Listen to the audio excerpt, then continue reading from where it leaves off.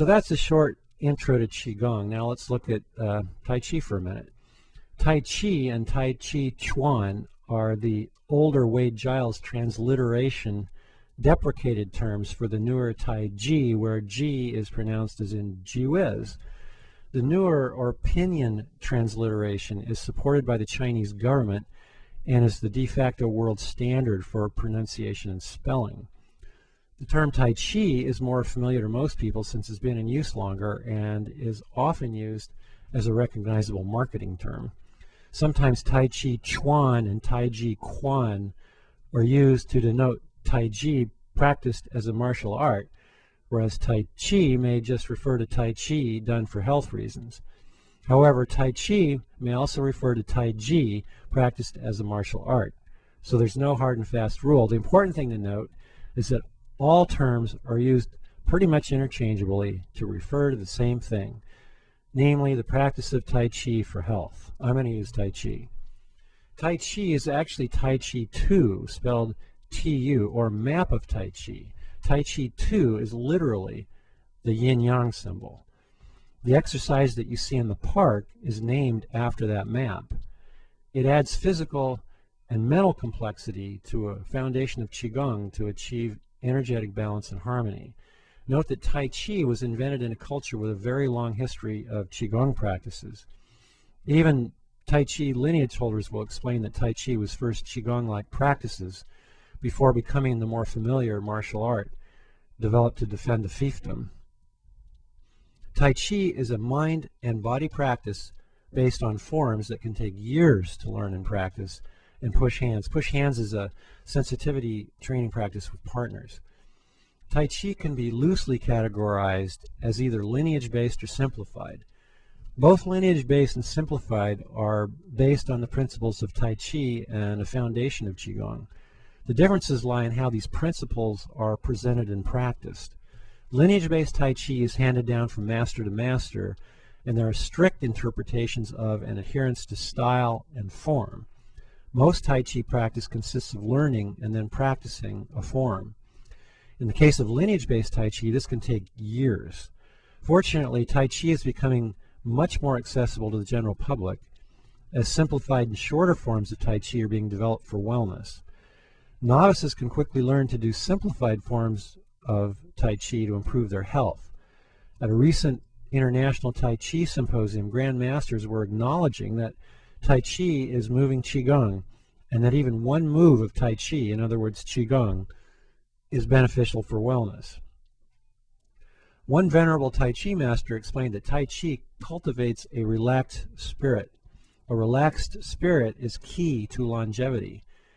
This relaxed spirit, achieved through Qigong's and Tai Chi's moving meditation, focuses your consciousness and awareness on your life as you are living it moment to moment. This spiritual state is referred to by many as enlightenment. Others recognize it as the relaxation response and guaranteed stress reduction. So Tai Chi is a form of Qigong, but then why are they referred to as two separate things instead of one just being part of the other? Qigong is associated with traditional Chinese medicine, and Tai Chi is associated with martial arts, so there is a perceived separation of the two, which does not in fact exist. Qigong is the foundation of Tai Chi. Tai Chi is the most well-known moving form of Qigong. So in what ways are Qigong and Tai Chi similar? A recent paper by Larky and Yonka defines meditative movement as a new category of exercise, at least to the Western medical community. Meditative movement is defined by some form of movement or body positioning, a focus on breathing, and a cleared or calm state of mind with a goal of deep states of relaxation. Qigong and Tai Chi both qualify as meditative movement. This is the same definition of Qigong and Tai Chi presented at the consensus report of the National Expert Meeting on Qigong and Tai Chi held in 2005 at the University of Illinois. Qigong and Tai Chi do have some differences. Tai Chi can be practiced as a martial art. You express or direct force. In Qigong, you don't do this. Qigong has self-massage, and Tai Chi doesn't. Tai Chi has push hands with partners, and Qigong doesn't. Qigong often repeats the same movement over and over. Tai Chi has long forms that usually have little repetition in them.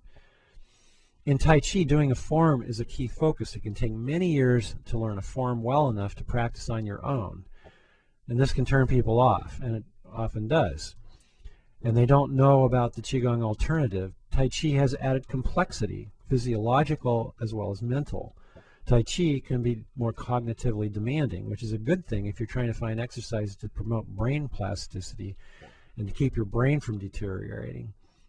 The manner of breathing during the practice can be different. Tai Chi sticks to a set flow. Qigong isn't required to do this. Some forms of Qigong are completely spontaneous.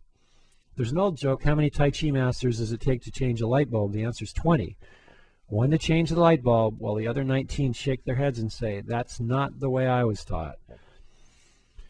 There are the 1,000 people who each want to change the light bulb a particular way. This summarizes lineage-based Tai Chi. Forms and teachings are orally handed down. Although the forms can be modified occasionally over time and forms are created, the teachings are involved in the transmission of the forms predominantly. You have to get a good teacher who knows Qigong so that you can learn more than just a form. Here in the early years of the 21st century, we're seeing this practice, which has a strong tradition, carefully handed down for centuries, being adapted for health maintenance. There's a healthcare crisis, a society-wide emergency that can be addressed by disseminating Qigong and Tai Chi to as many people as possible. This could save hundreds of billions of dollars a year. In order to do this, simplified forms of Tai Chi have been created to make the myriad proven benefits of Tai Chi accessible to people. In addition to simplified forms of Tai Chi combined with Qigong, facilitators and practice leaders are required to lead practice sessions. Practice leaders are people with enough training to lead practices to get the benefits to people.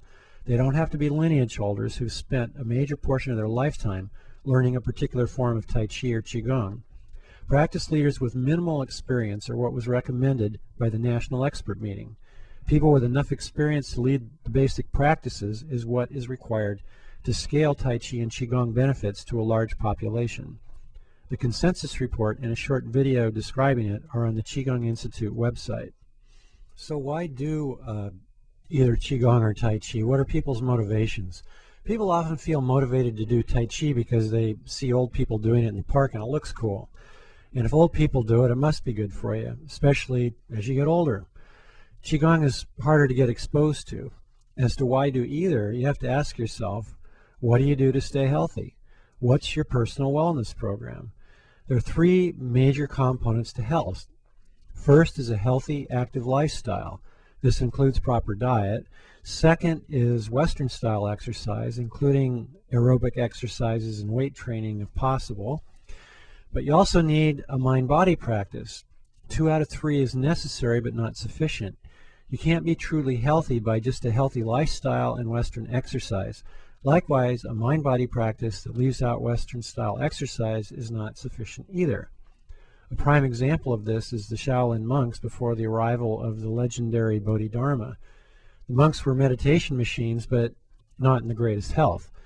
What Bodhidharma taught them was to add movement to their meditation, thus creating moving meditation based on Qigong.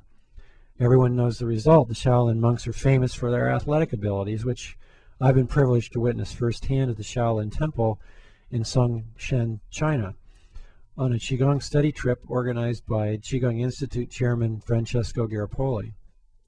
So you need to balance your energy and handle stress. This requires a mind-body practice, not just a body practice, not just a mind practice.